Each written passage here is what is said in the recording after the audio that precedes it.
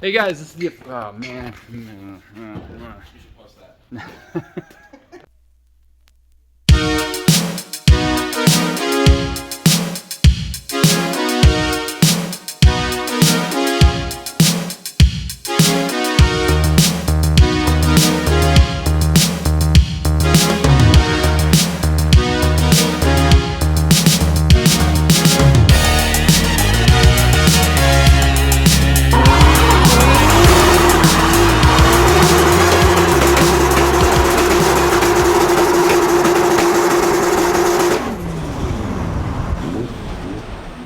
Alright guys, welcome to today's video. Getting ready for Drift Week 6, and I had one thing I wanted to get done today, and that was to paint my bumpers.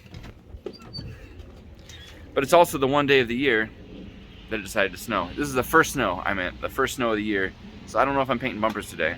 Not like we don't have other stuff to do, but like, come on. I just wanted to paint. Alright, Kelly came at me sideways and he's like, hey, my car's faster than yours. And I was like, no chance. My Chaser is fast. I don't know if anyone believes this, but like, this car's fast. Like, really fast. And, to top it off, the turbo on that car I bought from Kelly, so he's got the same turbo on his car right now. Or did you go a bigger one? I got a bigger one. How much bigger?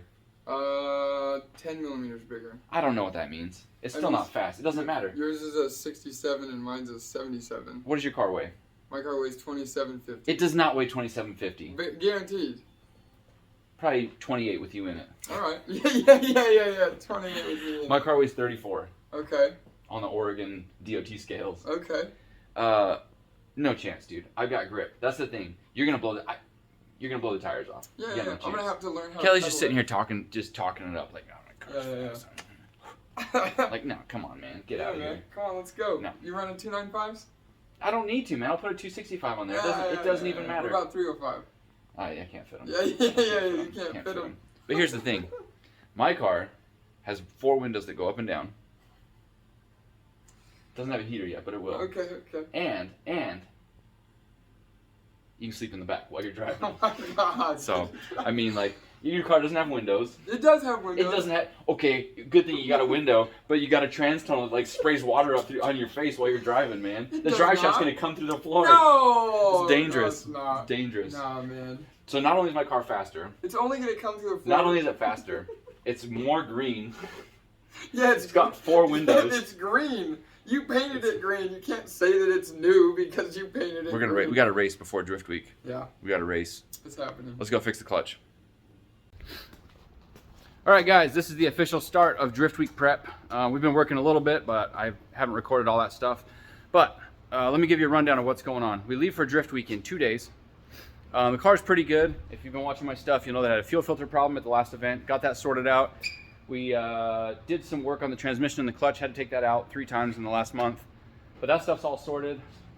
Pretty much what we're working on now is like trim, body paint, like little interior stuff. But mechanically, the car should be 100%. I say that, but I actually haven't driven it since I changed the filter and the transmission stuff. But we got quite a bit of stuff to do to get ready, aside from just fixing the car. And we have kind of a logistics issue where we have to get 8 wheels and tires to at least to Colorado, because we're going to drive out there with Mikey.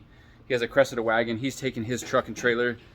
We decided not to take a truck and trailer because I'm down a truck right now, and we're just going to drive this car out there with whatever we can fit inside of it. And obviously we can't fit 8 wheels and tires or 10 or whatever we're taking, so we have to get wheels and tires from here in Salt Lake to Denver, and then from Denver Mikey's going to handle that stuff until we meet up with Aaron and then put the stuff in Aaron's trailer. So that's one issue that we have. Also, Mikey's gonna buy a 2J from me, so I need to transport a 2J also. It'd be nice to just leave here with the car and everything we need and just take off, but there's always that issue of having to take wheels and tires with you. I guess that's the difference between Drift Week and Drag Week. Drag Week, you only need 2 extra tires. Drift Week, you need a lot of extra tires and wheels. So I'm gonna show you a couple of cool things that we did to the car, because I'm excited about it. I would have liked to show it while we were working on it, but like I said, we were so busy yesterday, didn't do any filming. So one thing is the bumper. I have a few different bumper options, and after thinking a lot, I decided to go with this one. This is the one that came with the car, and it fits pretty well. It's missing that little corner right there, which is kind of what bugged me in the first place. It's kind of heavy fiberglass, and it was orange. So if we can paint it, get it to fit, it'll be missing that corner a little bit, but it's better than not having a bumper at all. So I decided to run this one. Eventually, I want to run the stock OEM S2 bumper with a lip, but I don't have the lip yet. Brody spent a bunch of time making it fit really good on the car, and it actually tucks on there pretty well, but as soon as we put a bash bar on, it didn't fit anymore because it's such a low profile bumper that it just like tucks really close to the intercooler. So I have to build a bash bar basically just for that bumper. So for now, I'm gonna run this one. If it gets damaged on the trip, I'm not gonna be as upset, you know, because it's already damaged to start with. And then of course we're gonna run skirts on it, and then this rear bumper. This is a Final Connection style rear bumper. It fits okay, it's decent, not my favorite, but either way, I was gonna run with no bumpers at all. I need to run a bumper. So that's what I'm gonna be working on today, is getting that stuff painted up. Aside from that, we've got a roll of this foil tape, and this stuff solves all sorts of problems. That's what I'm gonna use to tape up stuff in the firewall. The shifter hole needs taped up a little bit because we just got a ton of air coming through there. Even though I've got a shifter boot and stuff, it doesn't really completely seal it. I'm missing some components, and it's a CD09 swap, so you can see there's no gap in there to even put the rubber boot through. So it needs some sort of, you know, something not factory in there. So I'm just gonna end up using that tape and then put a shifter boot and some insulation, because I want the car to be quiet and comfortable. And so the more we can seal off the firewall and the trans tunnel, the better off it's gonna be. The other thing is we got the ADU7 to fit in here, and it's mounted pretty well where the stereo would be, and I actually really like the placement. Let me zoom out here.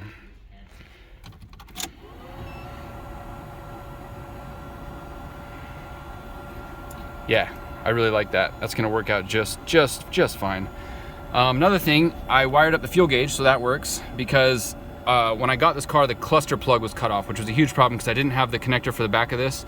If you watched any of my other videos, you saw we were on a road trip and I was soldering leads to the back of this cluster to get some of the signals out so I could find the wires that were behind the dash and then hook them up. So I didn't hook up everything. Not everything works, but also not everything needs to work. The main thing is the fuel gauge. Haven't talked about this yet, but we put a heater in. I'll show that in a second. Oh, wrong way. There we go. Shut that off. So I was able to get the turn signal lights to light up. I wish they wouldn't stay on, but however, I just ended up running the signal right to them. So there must be something missing that keeps them on, but I'm all right with that as long as I have them, because there's just something about, you know, the steering wheel doesn't auto turn off the signals. So it's easy to leave your turn signal on and, like, you know, look like an idiot driving down the road. So I wanted to have those.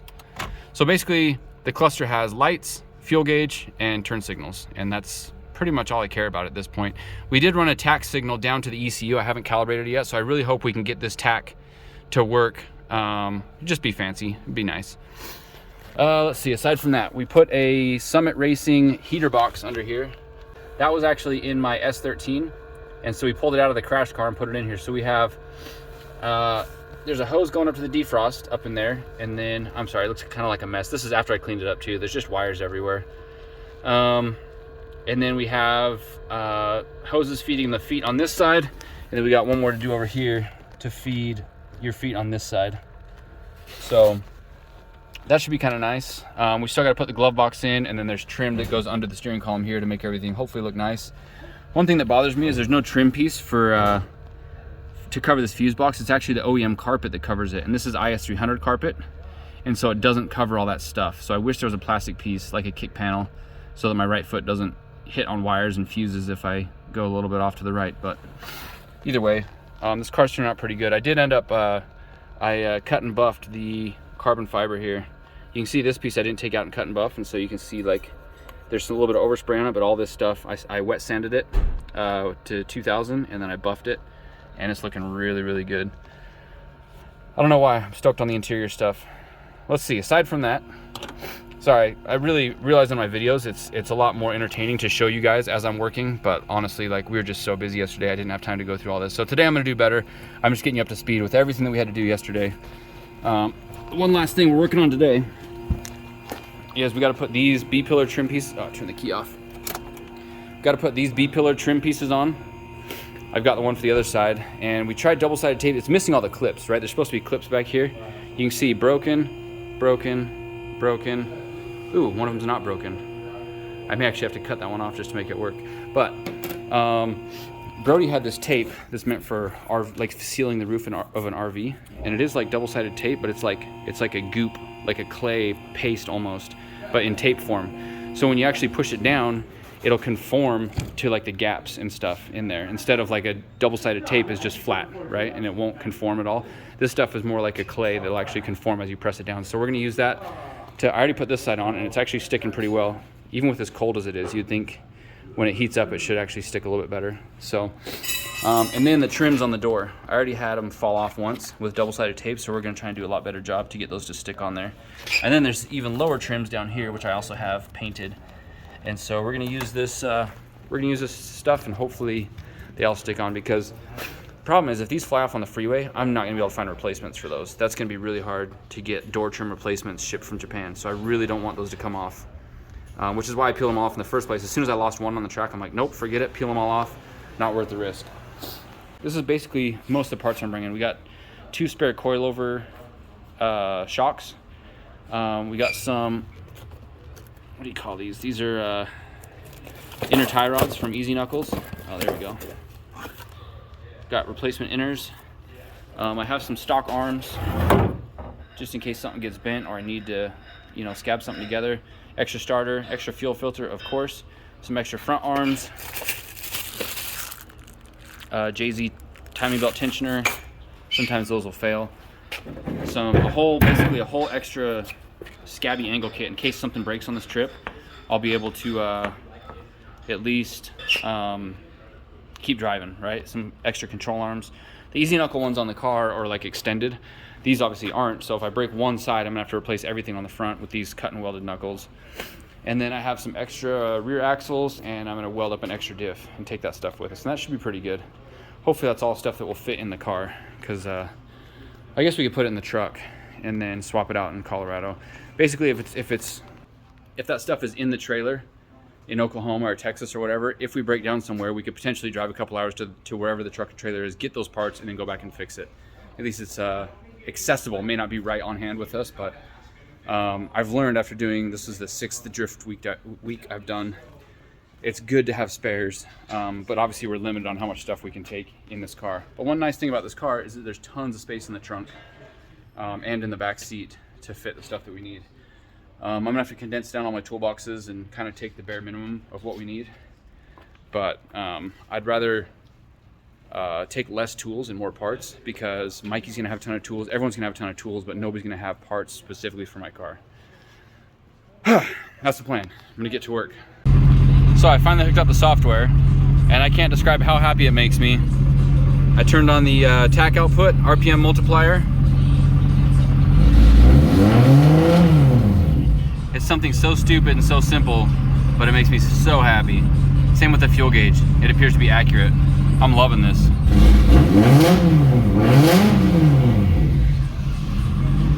Yes, I love ECU Master. So I'm really stoked on this. The interior is all done.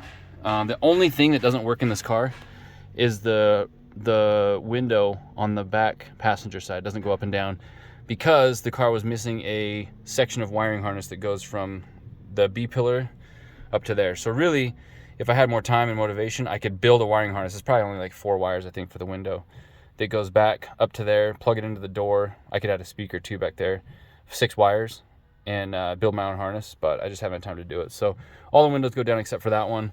I was gonna try and figure out if these interior lights, if I can make them work. I think they're just missing bulbs maybe, but use the old power probe to make sure that there's power to them, and then I could buy some bulbs and put them in there.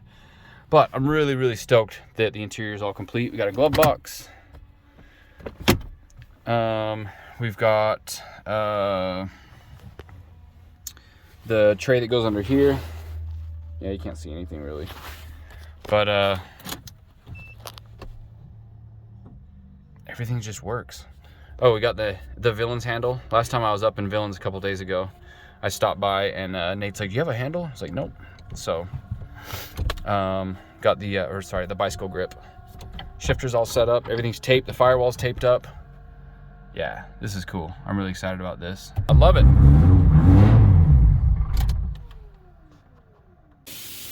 All right, I'm finally to the point where I can start spraying stuff.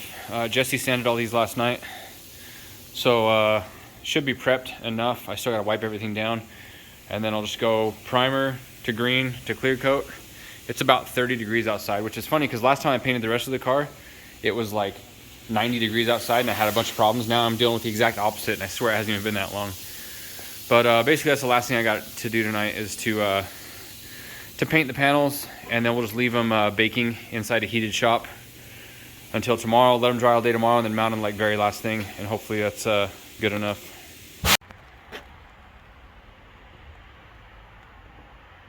It's cold. I'm outside painting, so basically I'm spraying the parts, letting them tack up, which is hard to do when it's 32 degrees, and then take them back in the warm, let them dry a little bit. Then I'm gonna mix up the green and come back and spray them. I think this one's pretty good.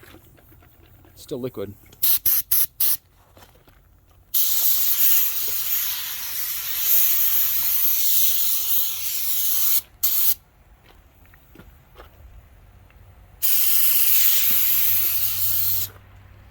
It's also dark, so I can't really see, but this is what happens when you paint the day before you leave on a trip, which seems to be really common for me. I do that quite a bit. I don't know why. All right, we found another project to work on. These are the front turn signals, but I'm gonna make them fog lights. They were a little bit oversprayed and not super glossy, shiny looking. So Jesse's wet sanding them with 2000, just like I did to the dashboard, and then we're gonna buff them and see what happens. It's not really that much better. No, we have to buff it now. Oh, get a good polish Yeah, on it? yeah. Okay.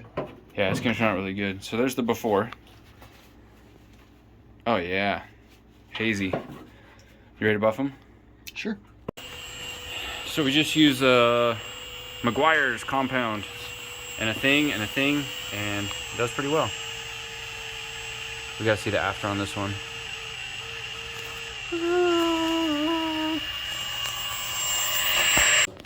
Can you stop with the noises? I'm gonna get a copyright strike. Dang, look at the, can you get your face out of the picture? I'm gonna get a copyright strike. Dang, look at that crystal. That looks so good. Still 32 degrees out here.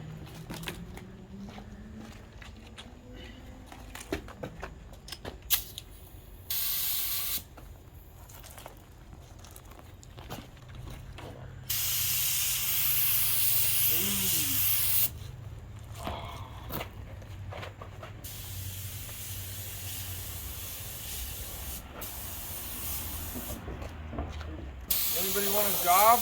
Yeah. There are job openings here at D-Spare. Paint holder? Yeah, dude. I'm sick of this. I quit. Out of here. You just have to do whatever Kelly does, whatever that is. That's pretty. You didn't know. Ooh, look at that. That's good.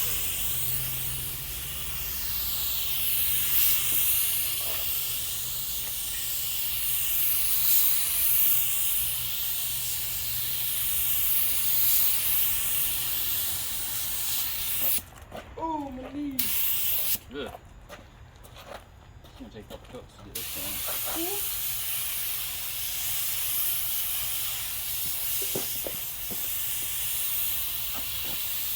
There's like a dance to it.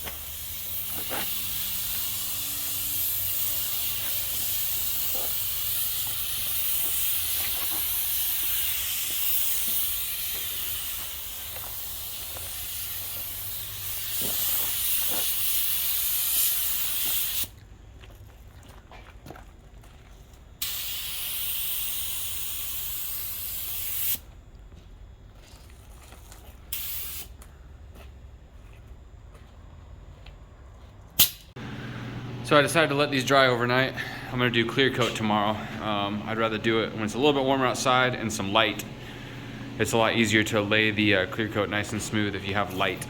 And doing it with a flashlight's kind of hard. I don't want runs and I don't want dry spots. So that only leaves really 12 hours of cure time before we have to bolt these on and start driving, which is not enough cure time, but this place has got a pretty good heater, so it warms up these parts and dries them out pretty quick. So hopefully that's enough for tomorrow. But I'm gonna call it a night. We need to get some sleep. It's 2 a.m. and we got a long day of work tomorrow.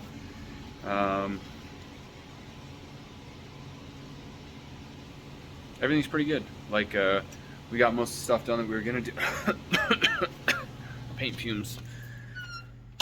We got most of the stuff done that we were trying to accomplish. So really for tomorrow, like, it's just basically like tools and spare parts. Get all that stuff together, glue on my door trims, and just all around get ready to leave. So we got just about 24 hours before we need to be on the road. So we'll see you guys tomorrow. Bye. Good morning, guys. We're back at it. Just finishing off the clear coat. Shut up.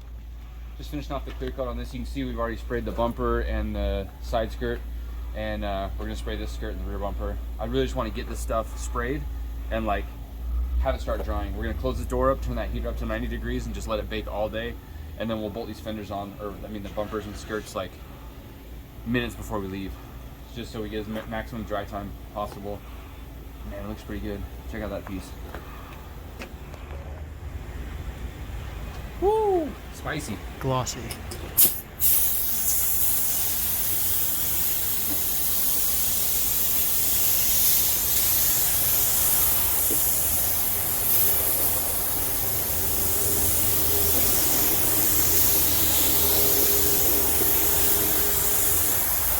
Key to a good clear coat finish is you got to keep it wet, but not drippy.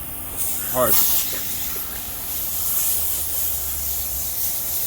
But it is kind of ideal to spray in cold conditions for that reason, because the paint doesn't dry super fast. We've got these panels that are still drying, so we'll mount these up the very last out of everything. Kelly and I decided to do a drag race, the Chaser versus the S14, and Chaser took it, and Kelly dropped a valve, so he's not in a good mood.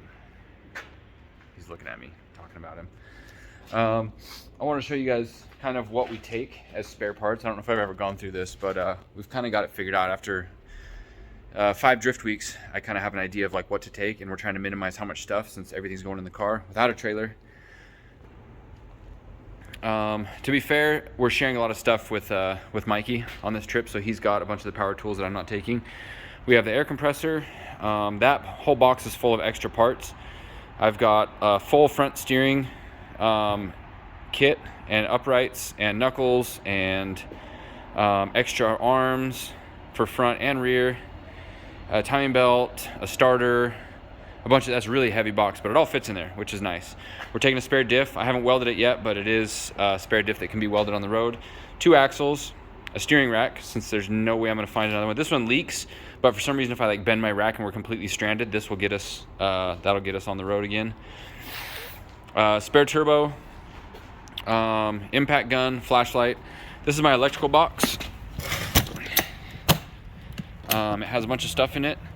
This is my counterfeit power probe. Don't tell power probe about that. I don't want them to know I'm cheating on them. This is a new thing. It's like a scope, like a borescope that plugs into your phone. I haven't really used it much, but I'm gonna take it with me. I've got some back probe kit for the power probe, crimps, crank sensor, cam sensor, ECU pins, a jump box, just general electrical stuff in here, strippers, crimpers, all that stuff.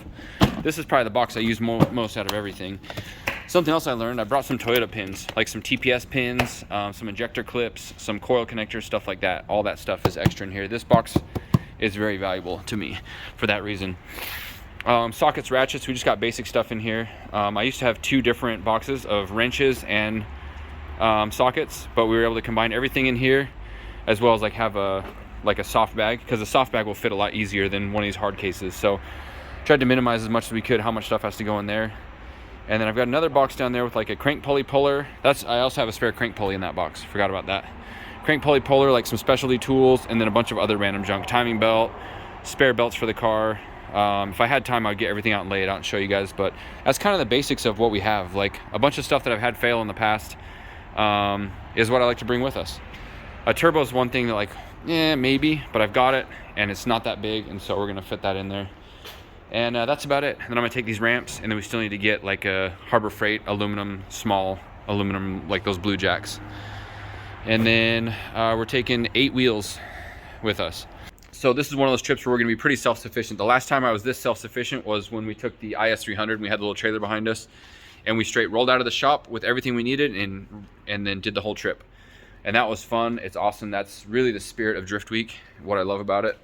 And so I'm looking forward to doing that again on this one. But that's it tonight. We're going to load the car on the trailer in the morning, and we'll tow all the way to Denver, and then from Denver we go on foot, boys. We'll take the car off the trailer and start driving. This turned out really sick. We shine those up. It looks really good against this green bumper. I'm excited. This car's gonna look really good. We'll see you guys tomorrow. Bye.